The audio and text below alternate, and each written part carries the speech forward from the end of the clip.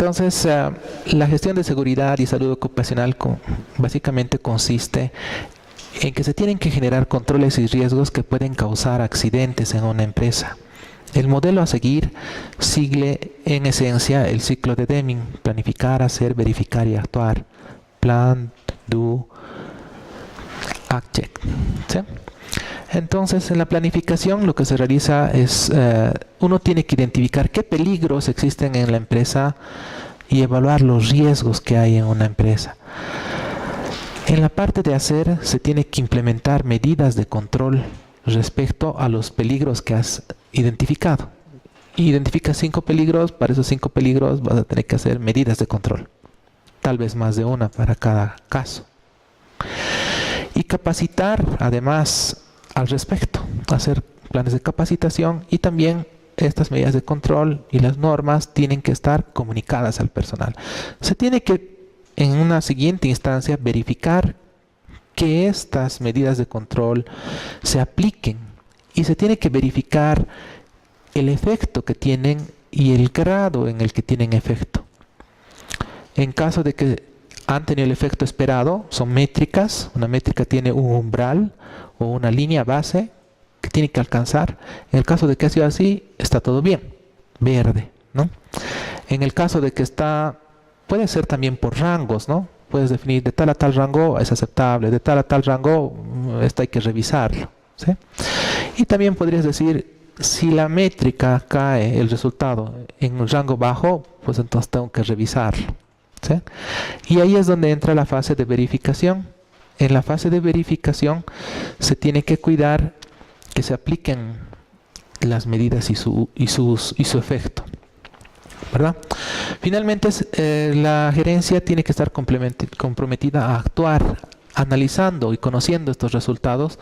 Tienen que crear una opción de mejora en los casos donde no se está cumpliendo el umbral esperado de la métrica diseñada. Esa métrica obviamente puede variar y puede ser de diferente naturaleza. Puede ser una fórmula, puede ser simplemente un número o una frecuencia de algo, o simplemente puede ser la opinión de las personas, incluso, ¿no? Si están conformes o no. Puede ser desde algo específico como una fórmula hasta algo tan abstracto como simplemente la opinión. Las OSHAs son normas internacionales, en este caso la 18001-2007, que te dicen, en realidad son normas mundialmente aceptadas, es algo genérico. Cada país puede tener sus propias normas. De acuerdo a que cada país tenía sus normas, pues han creado estas OSHAs que son internacionales. Y te plantea que hay 6 requisitos: los requisitos generales, las políticas de salud y seguridad ocupacional, planificar, implementar y operar, verificar y la revisión por la dirección, que simplemente entra a un grado de especificidad un poquito más de lo que se había manifestado antes, en la anterior diapositiva, en el ciclo de mejora continua. Estas OSHAs ya han cambiado. Para febrero de este año hay otra norma que ha entrado en vigencia, pero no tiene mucha variación, igual sigue el ciclo de mejora. Básicamente, en la etapa de las políticas se tiene que definir, son las políticas de la empresa que se definen para la seguridad de salud ocupacional. En la planificación se planifican los riesgos, se evalúan y se determinan ciertos controles. Los requisitos legales que se tienen que cumplir, que es muy importante en las OSHAs, en realidad para la OSHA es lo primero que tienes que cumplir, son los requisitos legales y luego las normas de la empresa, porque una ley se cumple, no se objeta. Objetivos y programas, luego la implementación y operación, donde se ve los recursos, las funciones, la responsabilidad laboral y la autoridad. Un ejemplo que se puede manejar pueden ser, por ejemplo, los encargados de los planes, o los encargados de los controles, o los encargados de las auditorías. El entrenamiento, concientización y competencia, comunicación, participación y consulta, todo esto tiene que estar comunicado, documentado. Tiene que existir un control de versiones sobre los documentos. Cada que se cambia algo tiene que ser comunicado, ¿sí? Ya nos da una idea de que si voy a crear una nueva norma y va a aplicar a un departamento, tu sistema, ¿qué va a tener que hacer? una notificación por correo a ese grupo de personas, por ejemplo, ¿verdad? Control de las operaciones, preparación y respuesta ante emergencias, que generalmente es manejada por lo que se llaman los brigadistas. El brigadista es el encargado de dar respuesta ante incendios, ante, puede ser terremotos, ante emergencias, como dice su nombre. En la verificación está el monitoreo y la medición de desempeño, evaluación, cumplimiento legal, investigación de los incidentes, que son generalmente formularios grandes donde se especifica quién ha sido la persona que ha sufrido el accidente, dónde ha sufrido, si ha sido por simplemente porque la persona no siguió una política de seguridad. Se determina el efecto que ha tenido, el daño que ha causado, los días de impedimento, todo eso. También existen las auditorías internas, que las evalúan las mismas personas dentro de la empresa, ¿sí? Eso sirve para verificar que estas políticas se están cumpliendo, ¿sí? Básicamente es como un checklist, es como cuando nosotros entregamos un producto y nos dicen, a ver, esta es la definición de bueno, y si cumple 5 cosas, está bien, ¿no? Entonces, solo verifican, se cumple, no se cumple, se cumple, no se cumple. A veces el grado en que se cumple también. Y la revisión por parte de la dirección, que tiene que estar comprometida para generar la oportunidad de mejora, ¿no? Ese sería el ciclo de mejora continua. Los que plantean las OSHAs nos decía los requisitos generales. ¿Qué son los requisitos generales? Esos requisitos generales tienen que ver con establecer, implementar, mantener y mejorar continuamente el sistema de acuerdo con la norma, ¿sí? Eso es lo que te dice como requisito general. Las políticas de seguridad y salud ocupacional consisten en que la gerencia debe definir, autorizar y difundir la política de seguridad y salud ocupacional para prevenir lesiones y enfermedades. En todo momento, la preocupación es que el empleado o el trabajador goce de las condiciones suficientes en cuestión de seguridad. Y cumplir con los requerimientos legales, que les había mencionado que es un punto muy importante de las OSHAs, y además una revisión periódica, y que todo esto, todas estas políticas tienen que estar documentadas, ¿verdad? ¿Sí? Para la parte de planificación se refiere a que tiene que haber una evaluación en el área de trabajo para identificar los controles que son necesarios. Tú defines, voy a determinar de repente estos 3 controles para reducir un riesgo. Entonces ves todos los riesgos que pueden ocurrir. Eso varía de acuerdo a cada empresa, sin importar incluso de que sea la empresa constructora A y B. Pueden haber diferentes riesgos, porque su manera de hacer las operaciones puede ser muy diferente, y entonces eso se entra en un detalle de especificidad, ¿sí?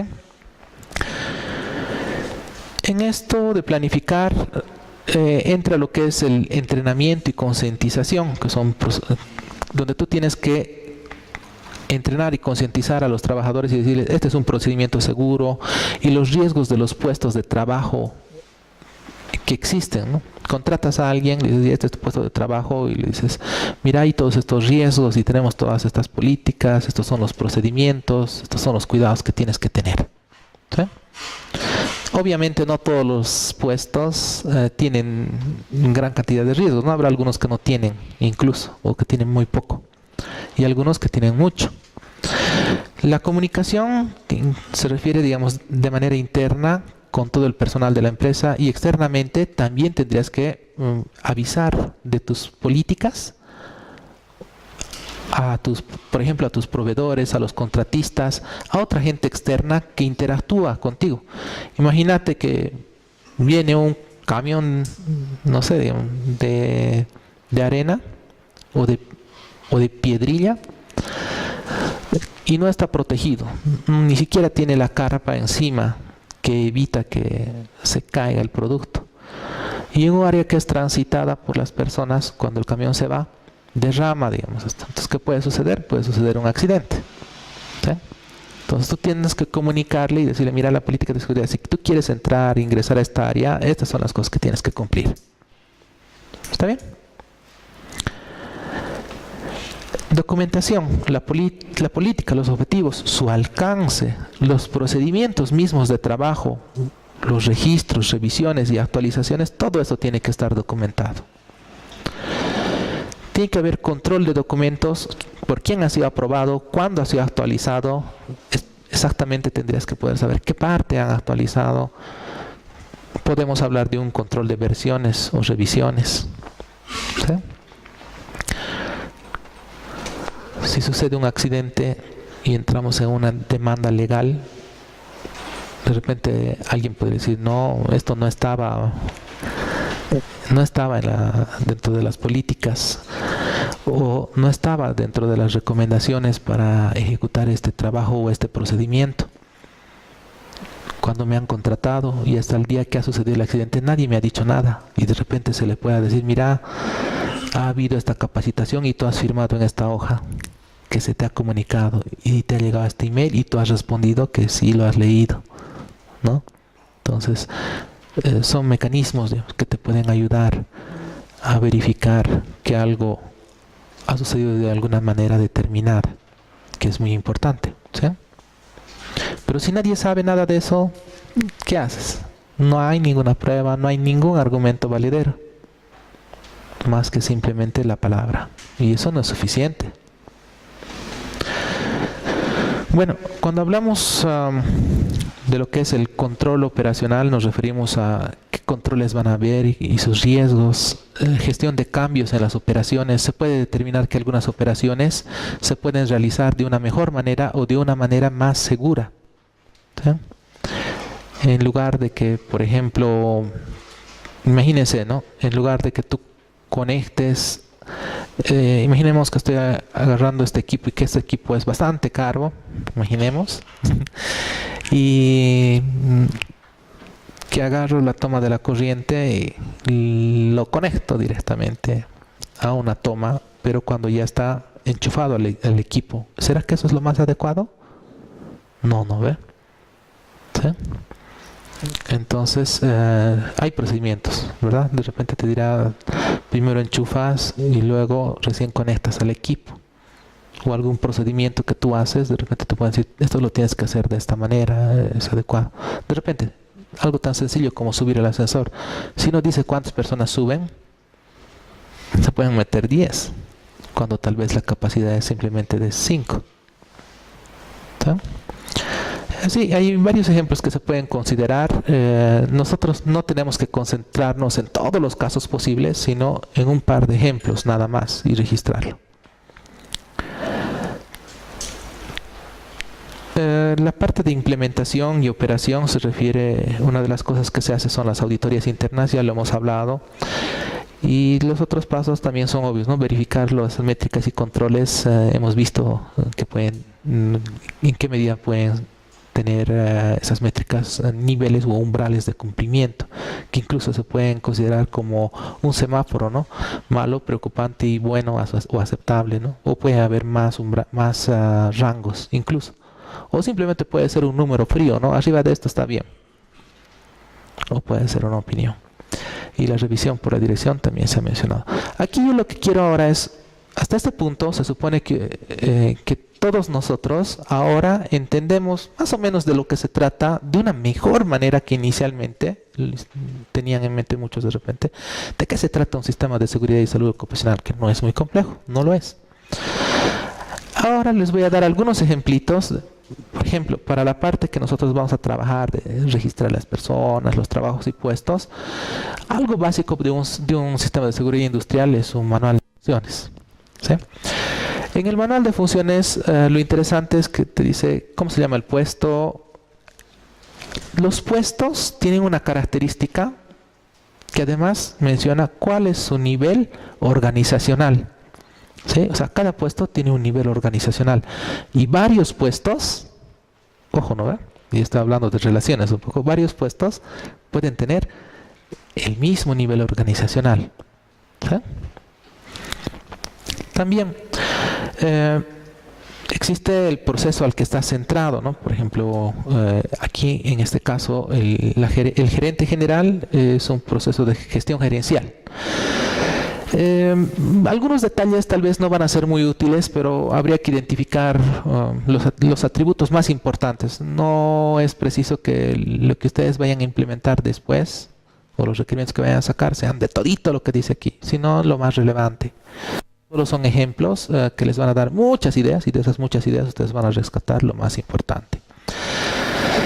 Todo puesto tiene su superior jerárquico, ¿sí? ¿Quién es a cargo de quién estás, o a quién respondes, o quién es responsable de vos? ¿Sí? Un dato calculable es el número de cargos que existen, o que lo puedes calcular o lo puedes tener precalculado, ¿sí?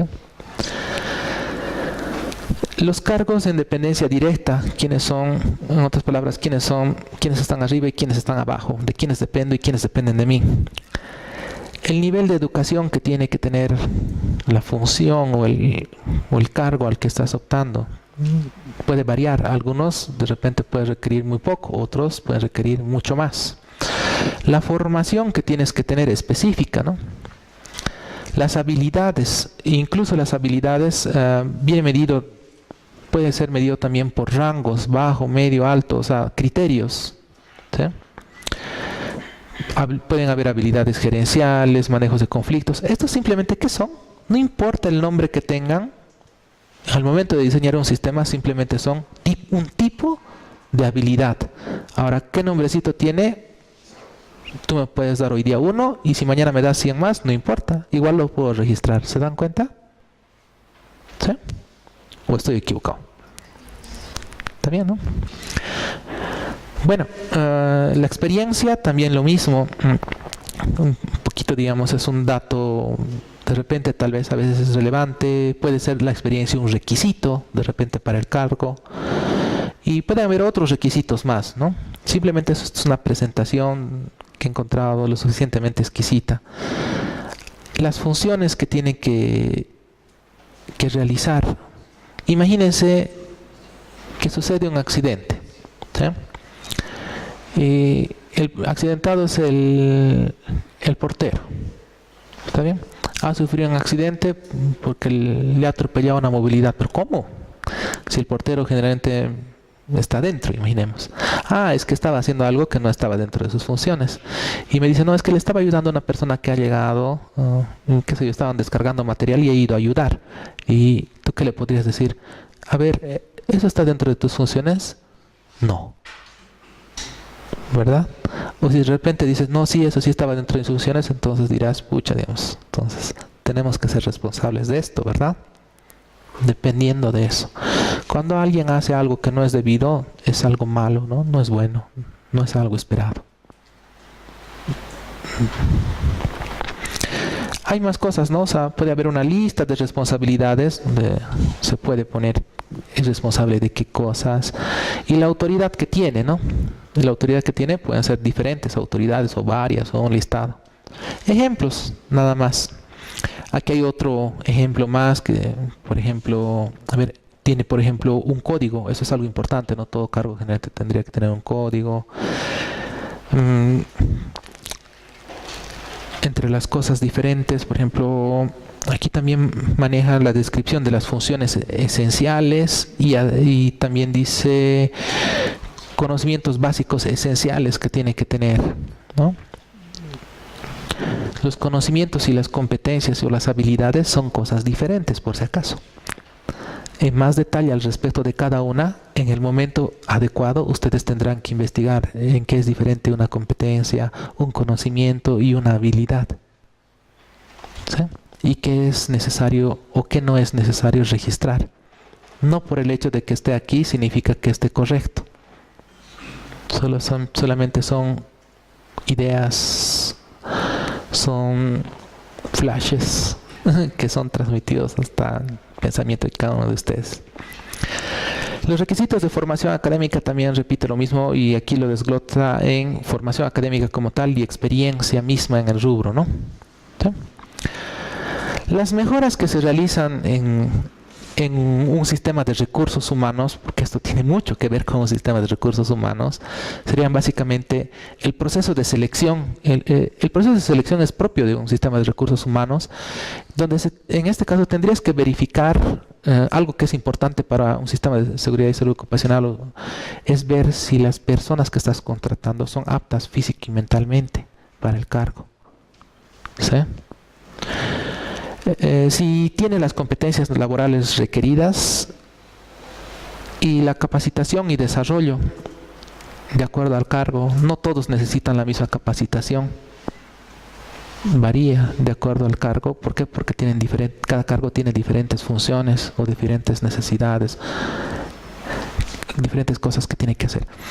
La organización del trabajo, identificar enfermedades ocupacionales, ¿no? O sea, en los diferentes cargos de trabajo, ¿qué enfermedades potencialmente pueden llegar a desarrollarse? ¿Sí? Y los equipos seguros. Comunicación institucional son generalmente, digamos, las comunicaciones internas o los memorándums que se extienden, ¿no? ¿Sí?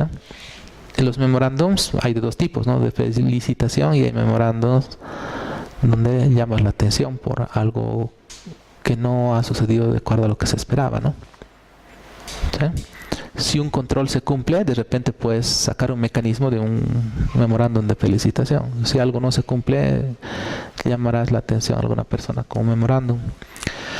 Y el autocontrol, programar inspecciones y analizar resultados, ¿no? O sea, cada cierto tiempo, ciertos controles o ciertas inspecciones tendrían que ejecutarse. De repente dirás, tienes 3 inspecciones, muy básico, ¿no? Imaginemos que recién hemos empezado el primer día, solo hay 3 inspecciones que realizar, o 3 auditorías. Hemos pensado en 3 auditorías y decimos, la primera auditoría es cada semana, la segunda auditoría no es suficiente con que sea de manera anual, y la tercera auditoría de repente se tiene que realizar por una única vez. Entonces, tienen niveles de frecuencia o de recurrencia diferentes.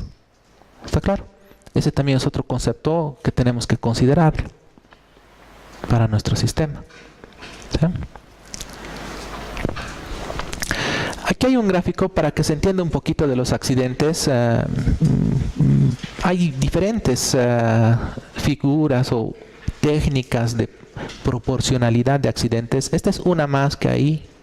Y te dice, ¿no? Por un accidente grave o mortal, o sea, empieza en la cúspide de la pirámide, se producen 10 accidentes con lesiones de baja temporal, o sea, algunos días no puedes ir al trabajo. Y cuando tienes una baja temporal, esos días sí o sí te pagan. ¿Sí?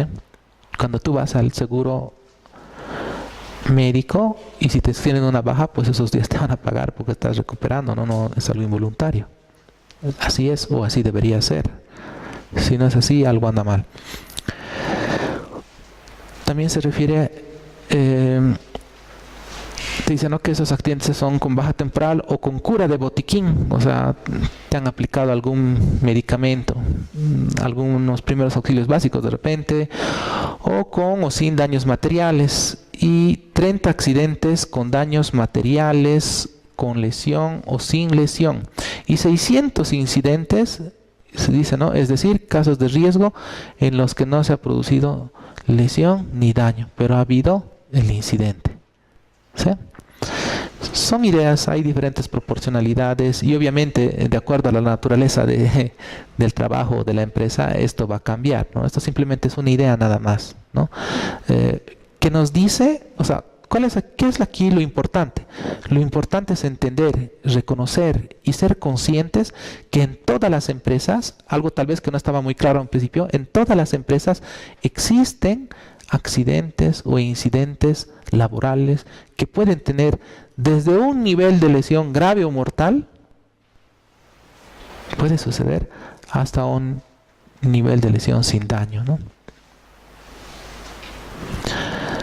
Hay muchos ejemplos, sé de algunos casos en la industria de software de personas que en alguna medida han sido afectadas Y seguramente ustedes también conocen, ¿no? Entonces no quiero tampoco ahondar en ese tema, pero ahí si nos ponemos a reflexionar, se da en todas las industrias, en todas las empresas. Por eso es tan importante el sistema que estamos haciendo, porque aplica a todo. En realidad todas las empresas deberían tenerlo. Para empezar, para cumplir con la Ley General del Trabajo. Gracias. Para que haya un accidente, tiene que haber una causa que lo origina. Y esa causa se puede catalogar en 3 partes. Esa causa puede ser por falta de control, puede ser una causa básica o una causa inmediata. Lo catalogan en esos 3 grupos. Esas causas, ¿qué es lo que originan el accidente como tal? Que sería el acontecimiento. ¿Y ese acontecimiento en qué desencadena? Desencadena en una consecuencia o en una pérdida de algún tipo. Así de sencillo. Causa, el mismo acontecimiento que es el accidente, y la pérdida o la consecuencia. Cuando hablamos de causas, por ejemplo, de las causas inmediatas, ¿a qué nos referimos? Entre las causas inmediatas podemos mencionar que son, por ejemplo, todas las condiciones inseguras, ¿no? Por ejemplo, podríamos hablar de los espacios físicos peligrosos. ¿Sí? Actos inseguros, cuando no se cumple un procedimiento de seguridad. O sea, cada vez que tú no estás cumpliendo una política de seguridad o un procedimiento de seguridad, eso se considera como un acto inseguro. Causas básicas. Entre las causas básicas hay 2 grupos, ¿no? Los factores personales y los factores de trabajo. Entre los factores personales mismos podemos mencionar cosas como la capacidad física y mental, la fatiga, el cansancio y la falta de motivación, la falta de conocimiento del puesto de trabajo, que pueden llevar a que ocurra algún acontecimiento no deseado, ¿no? Algún infortunio. Los factores de trabajo se pueden decir que son las normas y los estándares de trabajo inadecuados. Normas y estándares inadecuados, mantenimiento ineficiente, hablando de lo que es mismo maquinarias, por ejemplo, diseño de puestos de trabajo inadecuados, ¿sí? Materiales de trabajo defectuosos. A veces pasa que hacen copy-paste, ¿no? De puestos de trabajo de una empresa, piensan que va a funcionar en otra y no es así. Tiene que ser un análisis específico, diferente, enfocado en lo que va a producir la empresa misma. A eso puede ayudar, otra cosa que puede ayudar a eso también sería el lienzo del negocio, ¿verdad? Entender qué puestos son necesarios. Podría ser, digamos, un caso de uso más. Pueden haber muchos casos de uso. Y cuando hablamos de la falta de control, nos referimos en la falta. Cuando digo falta, quiere decir carencia o cero, no hay. O inadecuado. Cuando digo inadecuado, quiere decir hay en algún grado, pero no es lo suficiente. Falta o inadecuado sistema de gestión y estándares y su cumplimiento mismo. Entonces, si el sistema de gestión no es adecuado, no van a haber políticas adecuadas. Si los estándares no son adecuados, pues también pueden desencadenar en que ocurran, digamos, estos incidentes. Aquí les voy a dar una idea, o sea, que nos va a servir para el justificativo de el por qué se realizan los sistemas de seguridad industrial, aparte del objetivo principal, que es el bienestar del personal de la empresa. ¿Sí? El objetivo principal es el bienestar de las personas, la seguridad y salud ocupacional. Ese es el objetivo principal. Pero aparte de eso hay muchos costos, digamos, en los que se pueden incurrir por culpa de los accidentes. Lo que pasa es que la mayoría de estos costos en las empresas no se los registra o no se los toma en cuenta, ¿sí? Entonces, por ejemplo, pueden existir costos por lesión y enfermedad. ¿Por qué? Porque si alguien se lesiona o si alguien se enferma, entonces uno, digamos, de repente puede hacer que yo necesite cubrir cierta parte del gasto médico. 2, puede ser que todos esos días que va a estar con impedimento físico o baja, yo necesite un personal adicional para cubrir las funciones que la otra persona realizaba. Hay más cosas, ¿no? Los gastos por daño a la propiedad sin asegurar. Para la propiedad sin asegurar nos referimos, por ejemplo, a los edificios, o sea, edificaciones donde funciona la empresa, el equipo y herramientas mismas, aquellas que sean valiosas, producto o material que podría perderse por algún motivo, ¿sí? Interrupción y retrasos por producción también me van a involucrar gastos. Si yo de repente tengo que entregar una obra o una edificación para enero del año siguiente y en lugar de eso lo entrego 5 meses después, si hay un buen contrato, seguramente está especificado o estipulado alguna penalización por tiempo de retraso. La industria del software no es una excepción a eso. También existen ese tipo de penalizaciones. ¿Qué más tenemos? Tenemos los gastos legales en los que podemos incurrir. Si me meten una demanda laboral por un incidente o accidente, el cual no ha sido correctamente considerado por la empresa, ¿qué va a pasar? Voy a incurrir en gastos legales, pérdida de tiempo, y voy a tener que pagar a mis abogados para que se hagan cargo, ¿no? ¿Sí? Además que las consecuencias legales tienen diferentes tipos, ¿no? Hay algunas que se subsanan de manera económica de repente, pero hay otras que no son subsanadas de manera económica, sino directamente son penales, ¿no? O sea, con cárcel. Hay que tener mucho cuidado con eso. Otros gastos en los cuales se incurren son los gastos de equipo y provisiones de emergencia. Si yo voy a necesitar poner un equipo de emergencia para que se termine un producto, ¿qué va a pasar? El presupuesto inicial va a cambiar. Voy a necesitar gastar más plata. También existen los otros costos sin asegurar, que no son daños a la propiedad, también sin asegurar, como el tiempo de investigación. Imagínense que se ha investigado algo y que la máquina donde estaba por algún motivo le ha entrado un virus. El más común que nos ha afectado este tiempo, el ransomware, ¿verdad? Ha afectado a muchas empresas. Conozco un par donde les ha afectado y les ha causado un tiempo de investigación muerto. Tiempo y salarios pagados por pérdidas de tiempo. Costos de contratar y preparar personal de reemplazo. Por más de que tú digas, ya, qué sé yo, imagínense que por mala suerte todo un equipo de trabajo se ha enfermado de alguna enfermedad viral y que han caído muchos. ¿Qué va a pasar? Digamos, ya contrato otras personas para poder cumplir el tiempo, ¿sí? Pero esas personas van a empezar a producir inmediatamente. No, necesitan capacitación y después de un mes al menos, recién van a empezar a aportar de manera efectiva. Incluso hay algunas personas que toman un parámetro de 3 meses, ¿no?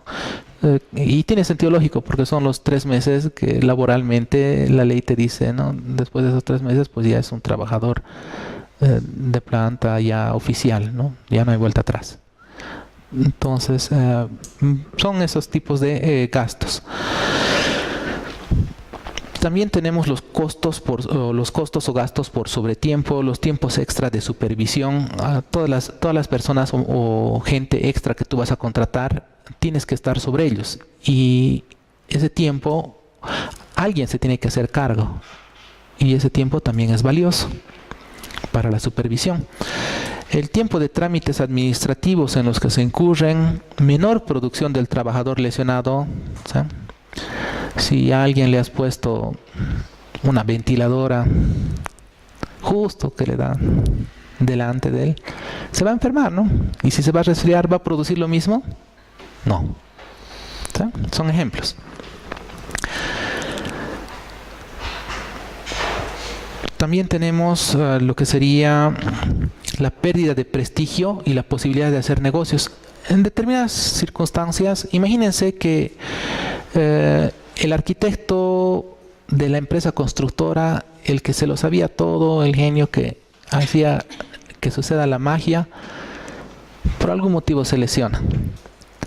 Y eso va a desencadenar en pérdidas de tiempo y retraso y en penalizaciones, o incluso podría derivar en algún momento en que después de determinadas medidas correctivas de sanciones se disuelva el contrato, porque hay cláusulas de disolución de contrato. Y si se disuelve ese contrato, ¿qué va a pasar? Entonces va a ser un antecedente malo, ¿no? Van a decir la empresa constructora tal ha fallado y mejor no hagas negocios con ellos porque casi siempre fallan, ¿no? O puede sucederte Y tú lo que buscas es algo que tenga el prestigio y la garantía de que te van a cumplir en un tiempo determinado, para cosas grandes, ¿no? ¿Sí? Entonces, en todos esos costos se pueden incurrir.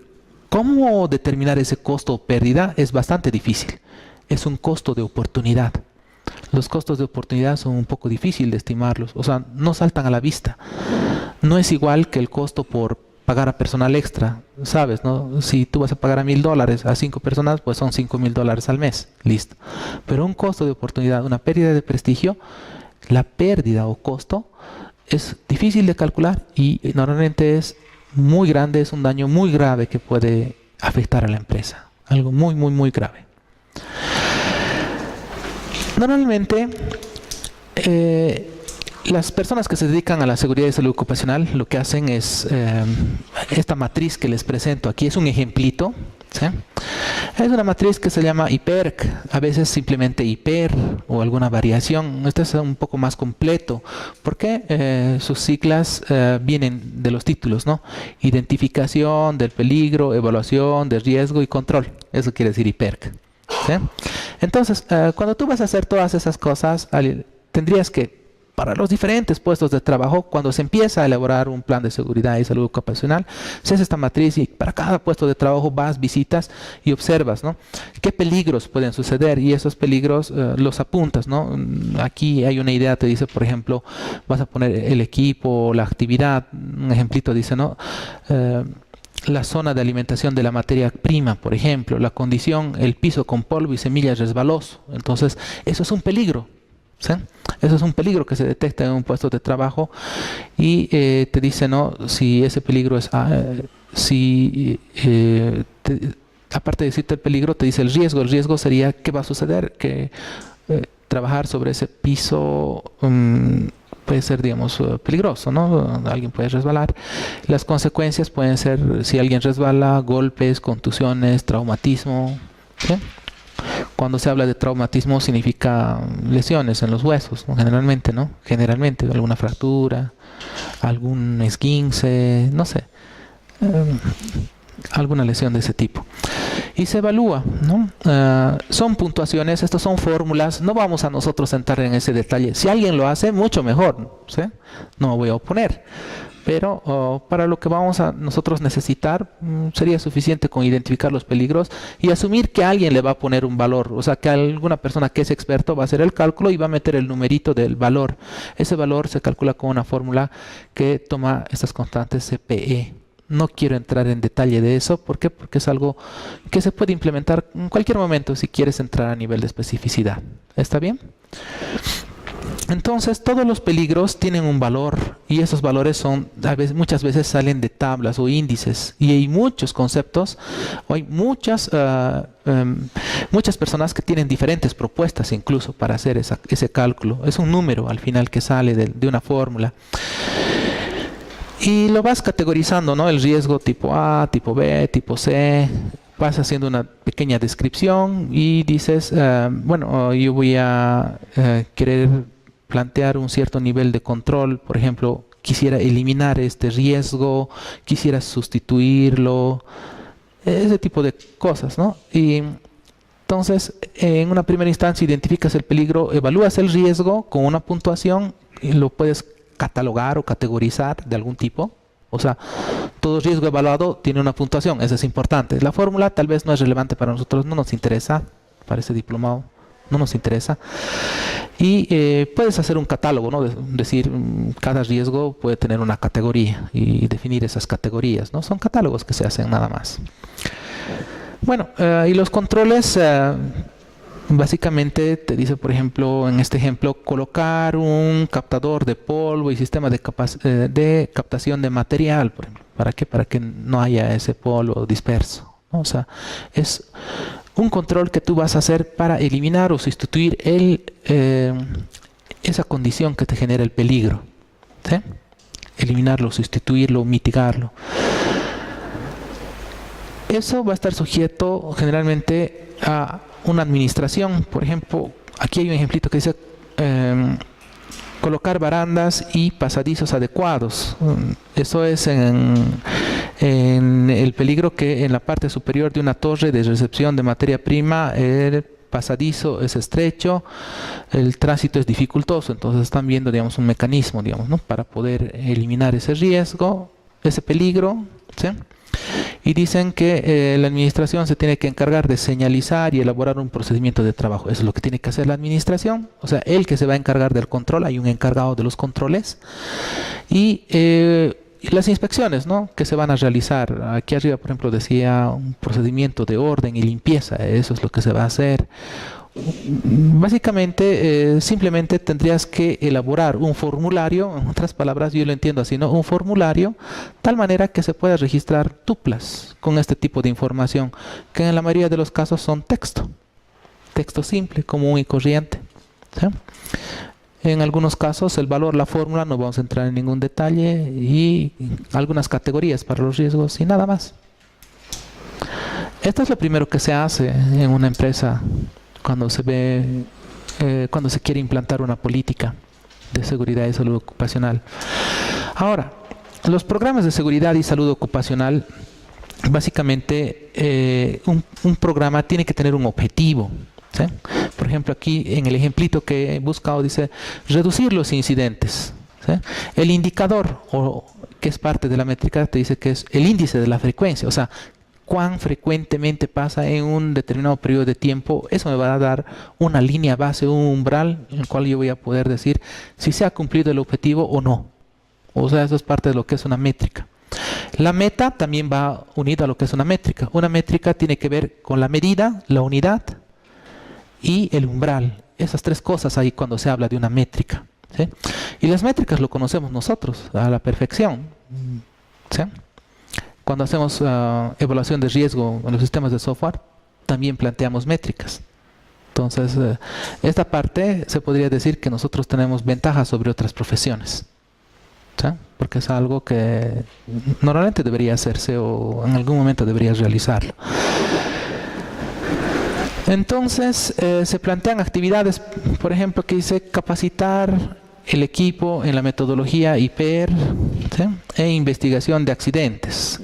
Se va a designar un responsable que va a ser un analista, y la meta es que esa capacitación se realice al 100%. Para realizar esa actividad hay recursos, ¿sí? Esos recursos, de nuevo, son listados de cosas o condiciones que se necesita. ¿Para qué? Para que cuando este programa o plan se quiera realizar en una siguiente oportunidad, ya se sepa qué actividad se tiene que realizar, qué materiales son necesarios y sea más fácil, digamos, replicarlo. Los costos que involucran a estos materiales y el plazo de tiempo en el que se lo va a llevar a cabo. Entonces, todos estos costos de los recursos te dan una idea del presupuesto para un programa. Entonces, ¿qué sería interesante?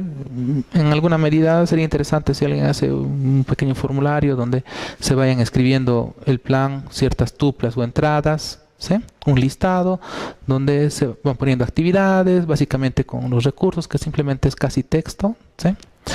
Y el costo, ¿no?, que se va introduciendo también, y al final simplemente te agarras y haces una suma de los costos y dices, ah, ya el presupuesto para este programa es tanto. Nada más.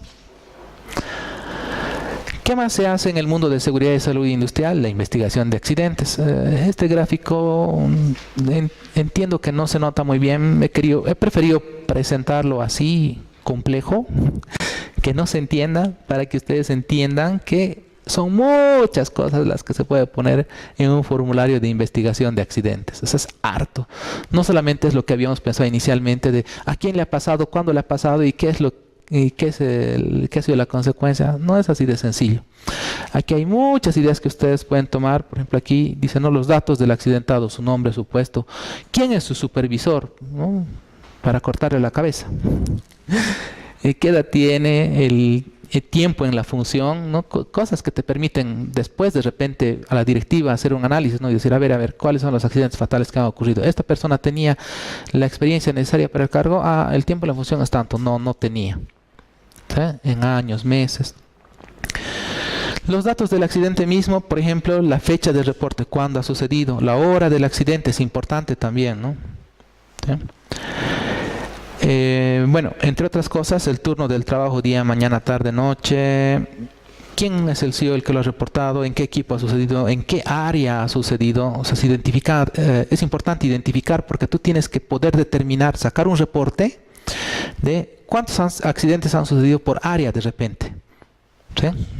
O cuántos accidentes de tipo con pérdida humana han sucedido por área. Idealmente tendría que ser 0, ¿no? O cuántos accidentes con lesión, o cuántos accidentes con baja médica han sucedido por área, para que tú analices y digas, ya, digamos, en esta empresa constructora, en tal área es donde yo tengo que implementar más políticas de seguridad, implementar más controles, ¿sí? Para eso sirve un formulario de incidentes. Todos estos datos son útiles. Ahora, ¿nosotros vamos a llegar a ese nivel de decidir, de hacer un análisis sobre esto? No. Solo es un registro simple. No vamos a hacer gestión, no va a pasar. A lo mucho, lo más complejo que vamos a realizar es un par de reportes, nada más, ¿sí?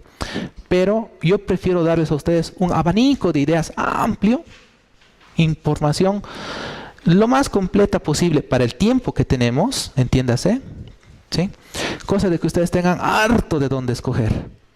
Bastantes ideas que puedan elegir y plasmarlo en su perfil y en los documentos de requerimientos o al armar el modelo de la base de datos inicial o preliminar que vamos a nosotros tener. Bueno, aquí está la actividad planificada que tendrían que realizar, que sería, de nuevo, tienen que hacer el lienzo de negocio tomando en cuenta todo lo que ahora han aprendido acerca de seguridad y salud ocupacional, de todo lo que les he conversado. El material ya lo tienen a disposición y tendrían que enriquecer un poquitito ese lienzo, ¿no? O sea, pensando en toda esta perspectiva, desmenuzar esas actividades, como les he dicho, ¿no?